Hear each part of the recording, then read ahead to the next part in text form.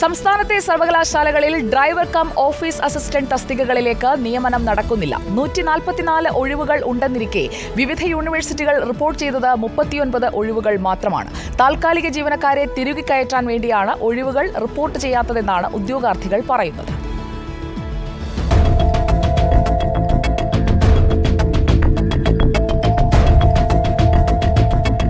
സംസ്ഥാനത്ത് ആദ്യമായാണ് സർവകലാശാലകളിൽ ഡ്രൈവർ കം OA തസ്തികകളിലേക്ക് PSC അപേക്ഷ ക്ഷണിച്ചത്. നിരവധി പേർ പരീക്ഷ എഴുതി റാങ്ക് ലിസ്റ്റ് പ്രസിദ്ധീകരിച്ചു. പക്ഷേ സർവകലാശാലകൾ കൃത്യമായി ഒഴിവുകൾ റിപ്പോർട്ട് ചെയ്യുന്നില്ല.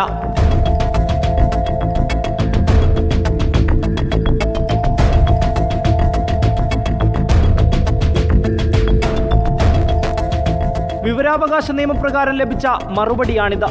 തൃശൂർ കാർഷിക സർവകലാശാലയിൽ മാത്രം 43 ഡ്രൈവർമാരുടെ ഒഴിവ്, കേരള സർവകലാശാലയിൽ 24. ഇങ്ങനെ സംസ്ഥാനത്താകെ 154 ഒഴിവുകൾ. എന്നാൽ ഇതുവരെ റിപ്പോർട്ട് ചെയ്തതും നിയമനം നടന്നതും 39 എണ്ണം മാത്രം. ഇനിയും 115 ഒഴിവുകൾ റിപ്പോർട്ട് ചെയ്യാനുണ്ട്. 2024 ഫെബ്രുവരിയിലെ സർവകലാശാല ഡ്രൈവർ കം OA റാങ്ക് ലിസ്റ്റിൽ 700 പേരാണുള്ളത്.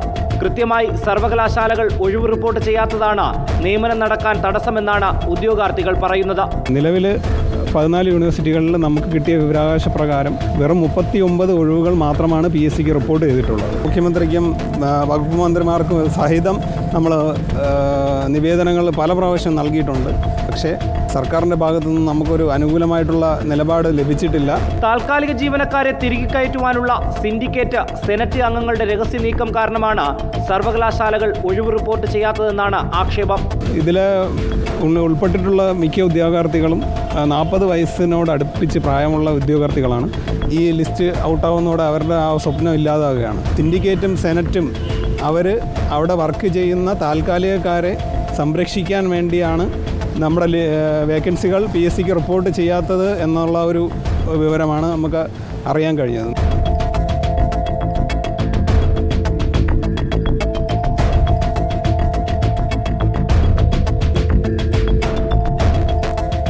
നിരവധി ഒഴിവുകളുണ്ടെന്നിരിക്കെ അത് റിപ്പോർട്ട് ചെയ്യാതെ താൽക്കാലിക ജീവനക്കാരെ തിരികെ കയറ്റുവാനാണ് സർവകലാശാലകളുടെ നീക്കം. ഇത് അനുവദിച്ചുകൂടാ. ഉന്നത വിദ്യാഭ്യാസ വകുപ്പും സർക്കാരും അടിയന്തരമായി ഇടപെടണം. റിനു ശ്രീധർ, ഇൻ റിപ്പോർട്ടർ, തിരുവനന്തപുരം. നമുക്കൊപ്പം വീണ്ടും എത്തുന്നു റിനു ശ്രീധർ, വെൽക്കം ബാക്ക്.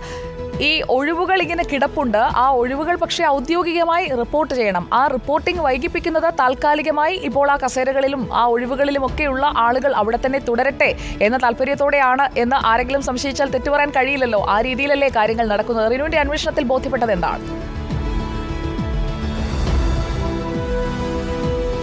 തീർച്ചയായും സുജയ, സംസ്ഥാനത്ത് ആദ്യമായിട്ടാണ് ഇങ്ങനെ ഡ്രൈവർ കം OA തസ്തികകളിലേക്ക്, അതായത് ഓഫീസ് അസിസ്റ്റന്റ് തസ്തികകളിലേക്ക്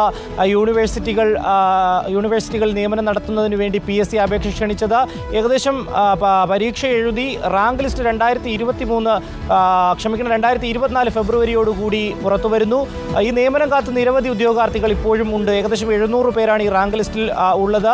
154 ഒഴിവുകളാണ് നിലവിൽ ഉണ്ടായിരുന്നത്. പക്ഷേ വെറും 39 ഒഴിവുകൾ മാത്രമേ ഉള്ളൂ എന്നതാണ് വിവിധ യൂണിവേഴ്സിറ്റികൾ, സംസ്ഥാനത്തെ 14 യൂണിവേഴ്സിറ്റികളും റിപ്പോർട്ട് ചെയ്തിട്ടുള്ളത്. നമുക്ക് ഒരു യൂണിവേഴ്സിറ്റി ഓഫീസിനകത്തേക്ക് കണ്ണോടിച്ചാൽ തന്നെ നിരവധി വാഹനങ്ങൾ അവിടെയുണ്ട്. ആ വാഹനങ്ങളിൽ തന്നെ ഡ്രൈവർമാർ അത്യാവശ്യം വേണ്ടതുമാണ്. പക്ഷേ 1-2 വാഹനങ്ങളാണ് ഓരോ യൂണിവേഴ്സിറ്റികളിൽ ഉള്ളത് എന്നാണ് വിവരാവകാശ നിയമപ്രകാരം ചോദിച്ച മറുപടിയിൽ നിന്ന് അവർ നൽകിയിരിക്കുന്നത്. പക്ഷേ തൃശ്ശൂരിലെ മണ്ണൂത്തിയിലുള്ള കേരള അഗ്രികൾച്ചറൽ കാർഷിക സർവകലാശാല, ഇവിടെ മാത്രം ഏകദേശം 50ഓളം ഒഴിവുകൾ ഉണ്ട് എന്നുള്ളതാണ്. കേരള സർവകലാശാലയിൽ, നമുക്ക് തൊട്ടടുത്തുള്ള കേരള സർവകലാശാലയിൽ മാത്രം 24 ഒഴിവുകൾ ഉണ്ട് എന്നുള്ളതും വിവരാവകാശ നിയമപ്രകാരം നമുക്ക് മറുപടിയായി ലഭിച്ചിട്ടുണ്ട്. പക്ഷേ ഇവിടെ എങ്ങും തന്നെ നിയമനം നടത്തുവാൻ വേണ്ടി അല്ലെങ്കിൽ വേക്കൻസി ഉണ്ട് എന്നുള്ളത് റിപ്പോർട്ട് ചെയ്യാൻ വേണ്ടി യൂണിവേഴ്സിറ്റി അധികൃതർ തയ്യാറാകുന്നില്ല എന്നുള്ളതാണ് ഏറ്റവും പ്രധാനപ്പെട്ട കാര്യം. അങ്ങനെ റിപ്പോർട്ട് ചെയ്തു കഴിഞ്ഞാൽ കൃത്യമായി തന്നെ ഈ ലിസ്റ്റിലുള്ള 115 പേർക്ക് ഇനി ജോലി ലഭിക്കുമെന്നുള്ളതാണ്. 700 പേരുണ്ടെങ്കിലും 115 പേർക്ക് ഉറപ്പായും ജോലി ലഭിക്കുമെന്നുള്ളതാണ്. പക്ഷേ യൂണിവേഴ്സിറ്റികൾ 39 ഒഴിവ് മാത്രമാണ് നിലവിൽ റിപ്പോർട്ട് ചെയ്തിട്ടുള്ളത്. ഇതിൽ ഒരു ആക്ഷേപമുള്ളത് എന്ന് പറയുന്നത് ഇവിടെ നിലവിൽ താൽക്കാലിക ജീവനക്കാർ ഉണ്ട് എന്നുള്ളതാണ്. ഈ താൽക്കാലിക ജീവനക്കാരെ സ്ഥിരം നിയമനത്തിന് വേണ്ടി ശുപാർശ ചെയ്യുകയാണ് സിൻഡിക്കേറ്റ് സെനറ്റ് അംഗങ്ങൾ. അതിനുവേണ്ടിയുള്ള ഒരു കരുനീക്കം നടത്തുന്നതിന് വേണ്ടിയാണ് ഈ ഒഴിവുകൾ റിപ്പോർട്ട് ചെയ്യാതെ മുന്നോട്ട് കൊണ്ടുപോകുന്നത് എന്നുള്ള ഒരു ആക്ഷേപവും ഉദ്യോഗാർത്ഥികൾ തന്നെ മുന്നോട്ട് വയ്ക്കുന്നുണ്ട്.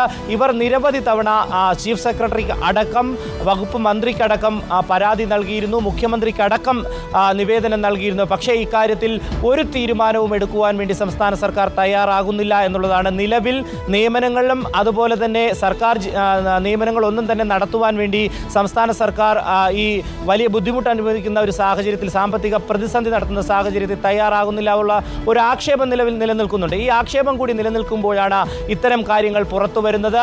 നിയമന നിരോധനം തന്നെയാണ് സംസ്ഥാനത്ത് എന്ന് തന്നെ നമുക്ക് പറയേണ്ടി വരും. എന്തായാലും 40 വയസ്സിലധികമുള്ള നിരവധി പേരുണ്ട് ഈ ലിസ്റ്റിൽ. പക്ഷേ ഇവരെയൊന്നും തന്നെ നിയമിക്കുവാൻ വേണ്ടി തയ്യാറാകുന്നില്ല. നമുക്കറിയാം PSCയിൽ കൃത്യമായി വർഷങ്ങളോളം രാവന്തിയോളം പണിയെടുക്കും എന്ന് പറയും പോലെ രാവന്തിയോളം പഠിച്ചാണ് ഇവർ പരീക്ഷ എഴുതുന്നത്. പക്ഷേ പരീക്ഷ എഴുതി ലിസ്റ്റിലെത്തിയിട്ട് പോലും ഇവരെ നിയമിക്കുവാൻ വേണ്ടി സംസ്ഥാന സർക്കാർ തയ്യാറാകുന്നില്ല. ഈ സാഹചര്യത്തിൽ ഉദ്യോഗാർത്ഥികൾ ചോദിക്കുന്നത് ഒരൊറ്റ ചോദ്യം മാത്രം: പിന്നെ എന്തിനാണ് ഈ പരീക്ഷ നടത്തുന്നത് എന്നാണ്. ഈ പരീക്ഷ നടത്തി ഈ ലിസ്റ്റിൽ ഞങ്ങളെ ഉൾപ്പെടുത്തി ഞങ്ങൾ എന്തിനു വേണ്ടി ഇങ്ങനെ കാത്തിരിക്കുന്നു എന്നുള്ളതാണ്. നിരവധി സങ്കടത്തോടുകൂടി നിരവധി പേരാണ് നമ്മളെ സമീപിച്ചിരിക്കുന്നത്. എന്തായാലും അടിയന്തരമായി സംസ്ഥാന സർക്കാർ ഇതിൽ ഇടപെടണം എന്നുള്ളതാണ്.